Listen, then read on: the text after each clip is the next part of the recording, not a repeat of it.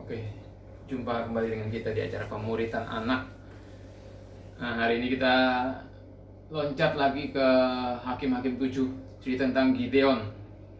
Gideon yang menyerang Midian. Oke. Materi diambil dari Alkitab Bergambar Anak, tetap sama. Silakan guys, baca guys. Gideon memenangkan pertempuran. Gideon dan pasukannya berkemah di dekat mata air. Tuhan berkata kepada Gideon, "Pasukanmu terlalu banyak, mereka yang takut suruhlah pulang." Sekitar 22 pasukan pergi, tersisa 10 orang saja. 10.000 orang saja. Tuhan berkata lagi, "Pasukanmu masih terlalu banyak." Gideon pun membawa pasukannya untuk minum di sungai. Lalu 300 orang yang minum dengan cara menjedok air memakai tangan mereka, sedangkan yang lain minum langsung dengan mulutnya sambil sujud berlutut. Tuhan berkata kepada Gideon, "Pergilah dengan 300 orang pasukanmu, dan aku akan menyelamatkanmu. Suruhlah yang lain pulang." Gideon memberikan trompet dan kendi-kendi kosong kepada dengan obor di dalamnya kepada 300 orang pasukannya. "Perhatikanlah," katanya kepada mereka, "lakukanlah perintahku." Gideon dan pasukannya mengalahkan musuh pada tengah malam. Mereka meniup trompet, mereka memecahkan kendi-kendi mereka. Mereka berteriak, "Pedang untuk Tuhan dan Gideon." Seluruh pasukan musuh pun menjerit dan lari tunggang-langgang. Seperti biasa kita akan mulai dengan satu hal yang penting, yaitu Injil. Penting, tapi banyak dilupakan orang. Injil adalah kabar baik. Apa kabar baiknya? Kabar baiknya adalah Allah turun ke bumi dalam rupa manusia yang bernama Yesus. Dia menjalani semua perintah Bapaknya di perjanjian lama dengan sempurna. Seharusnya kita manusia yang menaati perintah Allah. Namun pada akhirnya dia ditangkap, dihina, dipukul, disiksa, dan disalibkan. Harusnya kita manusia yang dihukum, tetapi dia tanggung semuanya di pundaknya. Dia ditikam dan diremukkan oleh Bapaknya sendiri untuk memuaskan murka dan keadilan Bapaknya. Dia mati di kayu salib, dikuburkan, 3 hari kemudian dia dibangkitkan sebagai tanda pembayarannya telah lunas dan nama baiknya telah dipulihkan. Karena dia bukanlah seorang penjahat, melainkan anak Allah. Karena kebangkitan Yesus adalah lambang kemenangan bagi kita orang dosa. Jadi kita orang berdosa supaya bertobat dan percaya Injil agar dapat diselamatkan dan dapat masuk ke surga.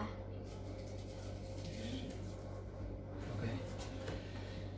Ini sebenarnya nggak jauh beda dengan cerita kemarin, ya, tembok Yeriko. Kisah tentang ketaatan orang menerima perintah Tuhan yang nggak masuk akal, gitu. Tapi karena orang itu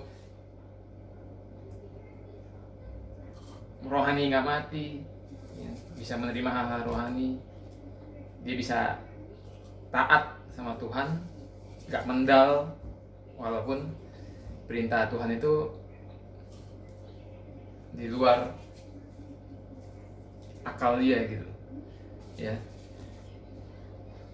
Itu kan Hakim-Hakim 7 ya. Waktu itu bangsa Israel mau menyerang Midian dan Amalek.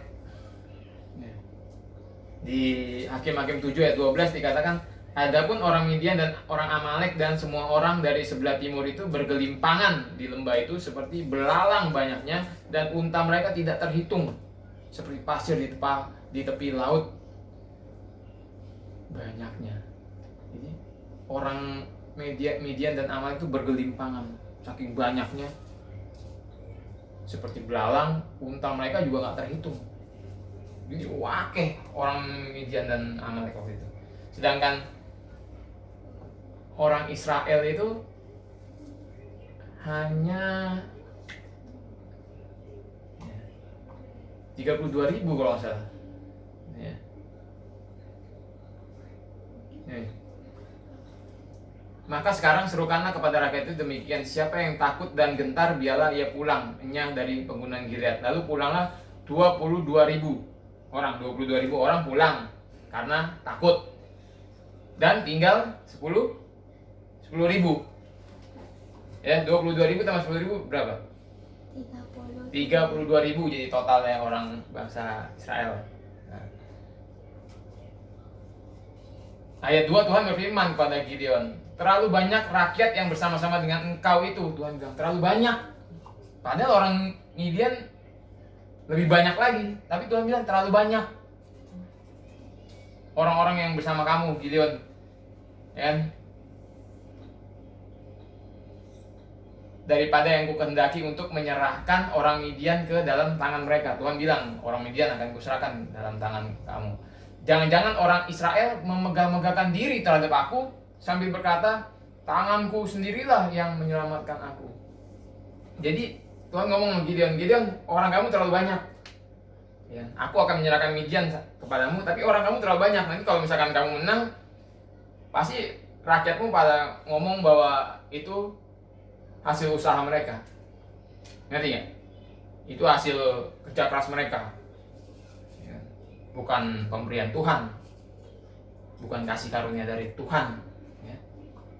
Ini salah satu tanda bahwa orang yang belum lahir baru itu akan menolak kasih karunia. Kenapa? Karena kasih karunia itu kan sepenuhnya pekerjaan Tuhan.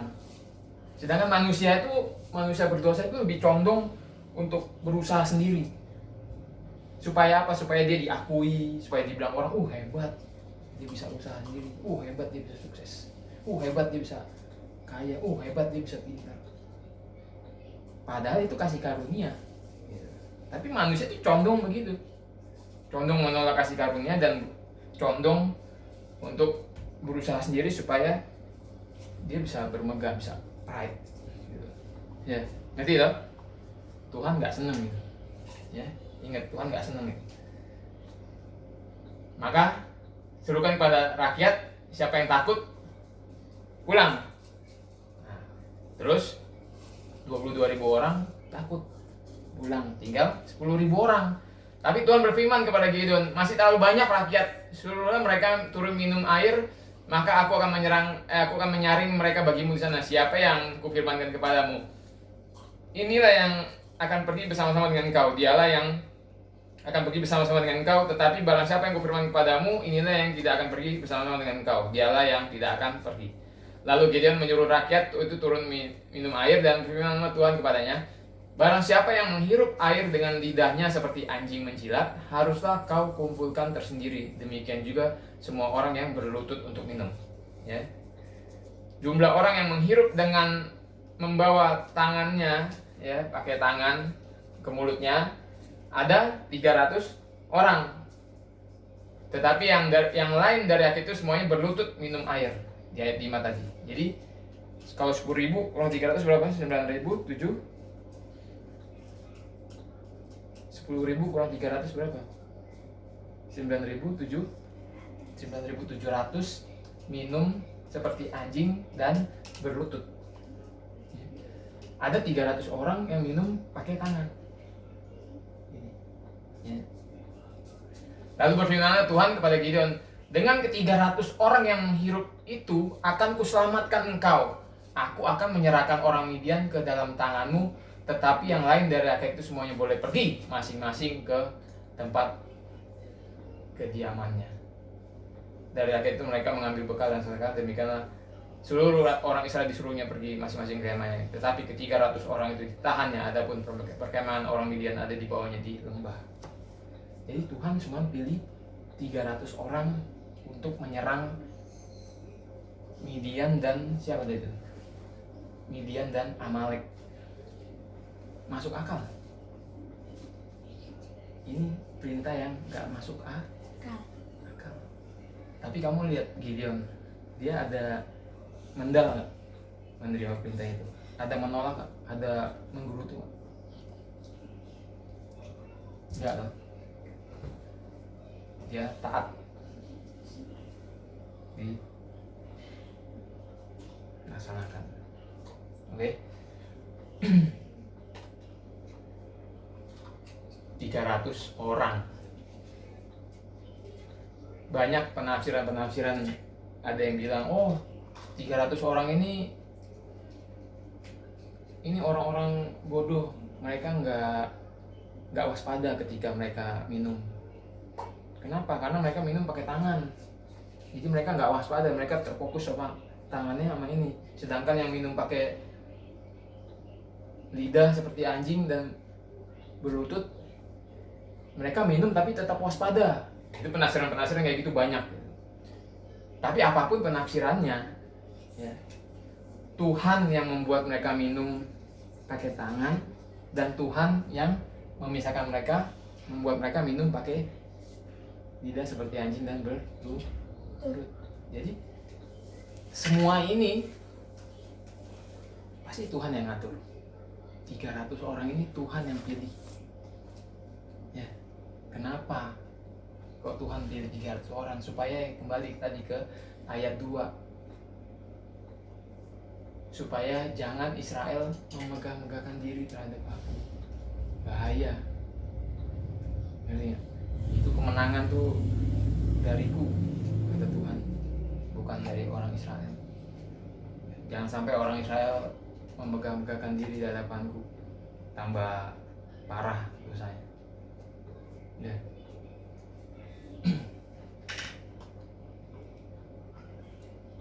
Dan Gideon mentaati itu, akhirnya mereka berhasil menawan 2 raja Midian, dan dua-duanya dibunuh. Ya.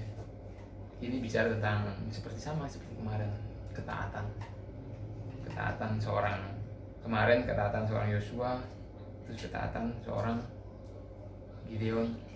Dulu ada, kita pernah belajar Musa diperintah sama Tuhan, tapi bulak-balik selalu Musa menolak. Jangan Tuhan, ini aku nggak cakep ini. Ya itu bukannya Musa mendal, gitu. Tapi ada penjelasannya. Nah, ini menjelaskan apa sih kalau kita mau terapkan ini ke Injil? Papi pernah ajarin bahwa hidup kekristenan itu hanya berdasarkan kasih karunia. Semuanya berdasarkan kasih karunia. Mau karakter kayak, mau karisma kayak, semua kasih karunia, nggak ada bedanya. Dan itu semua kasih karunia dari Tuhan. Jadi nggak ada orang besar di dalam kekristenan. Semuanya karena kasih karunia mereka bisa melakukan ini dan itu. Kita ambil contoh lah, siapa sih Gideon ini? Di Hakim-Hakim 6 ayat 11. Kemudian datanglah malaikat Tuhan dan duduk di bawah pohon terbatin di Ofra, kepunyaan Yoas orang Abiezer itu, sedang Gideon anaknya. Berarti Gideon ini anaknya Yoas. Anaknya mengirik gandum dalam tempat pemerasan anggur agar tersembunyi bagi orang Midian. Si Gideon lagi mengirik gandum. Dia anaknya Yoas. Siapa Yoas ini? Itu di ayat 25. Pada malam itu juga Tuhan berfirman kepadanya, ambillah seekor lembu jantan kepunyaan ayahmu, yakni lembu jantan yang kedua berumur 7 tahun. Runtuhkanlah mesbah Baal kepunyaan ayahmu dan tebanglah tiang berhala yang di dekatnya. Bapaknya seorang penyembah berhala, bukan siapa-siapa. Dia seorang anak penyembah berhala, bukan orang besar. Kamu mau tarik ke belakang siapa? Abraham seorang penyembah berhala, tapi dipilih Tuhan. Siapa? Daud gembala. Daud raja Israel itu yang paling hebat. Dia orang gembala, bukan siapa-siapa. Siapa lagi kamu mau tarik? Coba kamu mau lihat tokoh-tokoh Alkitab. Yusuf sama. Abraham memang ada tradisi mengatakan dia seorang raja, ya tapi tetap dia seorang penyembah berhala. Dia bukan siapa-siapa. Sekarang Gideon. Di Perjanjian Baru ada memang namanya Paulus, dia seorang Farisi, pengetahuannya hebat tentang Taurat. Dia juga seorang pengusaha tenda, mungkin dia ya orang Farisi kebanyakan kaya. Dia bisa dibilang dia waktu itu orang yang hebat lah. Tapi waktu dia bertobat, dia bilang semua, setelah aku kenal Tuhan, semua yang dulu tuh gua anggap sampah. Dia tahu, dia ngerti. Ketika dia kenal Yesus, dia malah jatuh miskin. Ketika dia kenal Yesus, dia tahu hidupnya itu tuh cuma sampah, nggak ada apa-apanya. Ke-12 rasul kebanyakan nelayan, bukan siapa-siapa. Ada satu orang Lukas, dia memang seorang tabib, tapi ya dia dipakai untuk menulis Injil. Paulus dipakai untuk menafsirkan Taurat kepada kasih karunia. Lukas dipakai untuk menulis Injil, dipakai untuk menjadi juru tulis karena dia kepintarannya. Ya dipakai untuk masing-masing, tapi tetap nggak ada orang besar di dalam kekristenan. Semuanya berdasarkan kasih karunia. Nggak boleh kita sombong. Bahkan kalau hari ini kita bisa percaya Injil, bisa mengerti Injil, bisa kenal Injil, itu nggak boleh menjadikan kita untuk sombong. Justru kita semakin tahu bahwa ketika kita mengenal Injil dengan benar, kita semakin tahu bahwa hidup kekristenan itu sebenarnya hanya kasih karunia, hanya berdasarkan kasih karunia. Lahir baru itu kasih karunia. Natur kita berubah, karakter kita berubah, otomatis karisma berubah, itu cuma kasih karunia. Nggak ada yang perbuatan kita sendiri. Tapi sayangnya manusia itu memang kalau dia belum dirubah, kalau biaknya, naturnya belum dirubah, kalau andai kata Tuhan kasih dia pilihan, 2 pilihan, kamu saya berikan 10% usahamu dan 90% usahaku untuk keselamatanmu. Terus pilihan kedua, 100% itu pekerjaan tangan Tuhan. Mana yang kamu pilih? Pasti manusia akan pilih nomor 1. Dia akan pilih 10% usaha dia, 90% usaha Tuhan. Tapi itu bukan kasih karunia. Itu namanya sudah bukan kasih karunia. Kasih karunia itu harus 100% pekerjaan tuh Tuhan. Gak ada istilah Tuhan menyelamatkan hanya orang-orang yang mau membuka hati, hanya orang-orang yang mau melangkah pertama. Gak ada. Di Markus 1 ya, kemarin kita bahas di Markus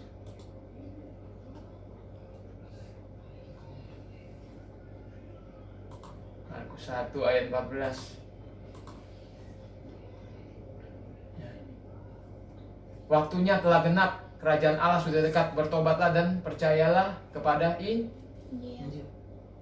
Yesus nggak ngomong waktunya telah genap. Siapa yang mau membuka hatinya dan percaya Injil, aku akan selamatkan. Ada nggak dia ngomong? Enggak. Waktunya telah genap, kerajaan Allah sudah dekat, bertobatlah dan percayalah Injil. Nggak ada hubungannya dengan membuka hati kayak, atau siapa yang mau maju duluan bertobat. Enggak. Harus bertobat dan percaya Injil. Dan kita sudah belajar bahwa 100% keselamatan itu, lahir baru itu adalah pekerjaan tangan Tuhan. Di Yeskiel 36 kita belajar, di 1 Yohanes ada. Semuanya berdasarkan kasih karunia. Kalau kita bisa percaya Injil, Itu adalah kasih karunia, karena dikatakan di ayat berapa ya? Nih.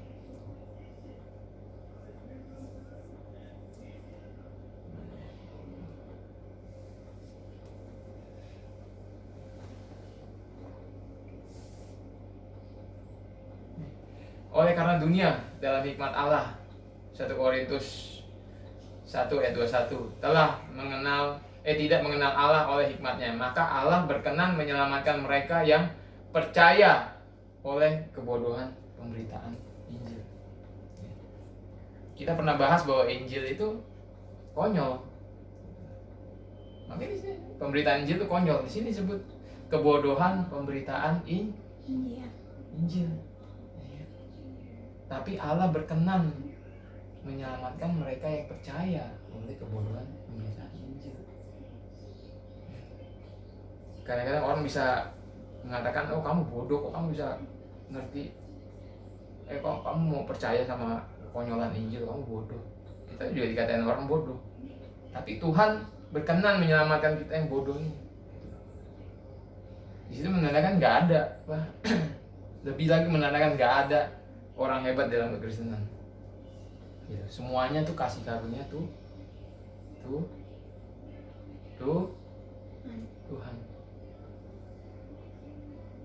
Tidak boleh kita memegahkan diri, sombong. Ini itu berapa ini?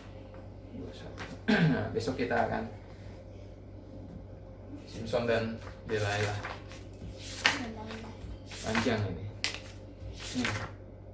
Ini orang yang nggak tahu di mana kekuatan dia. Bahwa kekuatan dia dari Tuhan. Oke, sampai jumpa besok.